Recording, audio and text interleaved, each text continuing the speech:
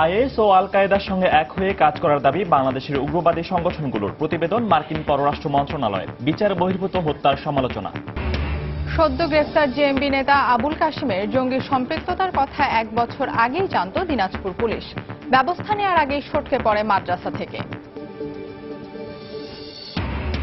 নারীর ক্ষমতায়নে সবচেয়ে কার্যকর ভূমিকা রেখেছে বর্তমান সরকার। মহিলা আওয়ামী লীগের সম্মেলনে বললেন প্রধানমন্ত্রী। জঙ্গিবাদ রুখতে মায়েদের সচেতন থাকার আহ্বান। শিগগিরই দ্বিতীয় সাবমেরিন কেবল নেটওয়ার্কের সঙ্গে যুক্ত হচ্ছে বাংলাদেশ। সারা দেশে কম দামে পাওয়া যাবে ইন্টারনেট সেবা। রফতানির কথাও ভাবছে সরকার।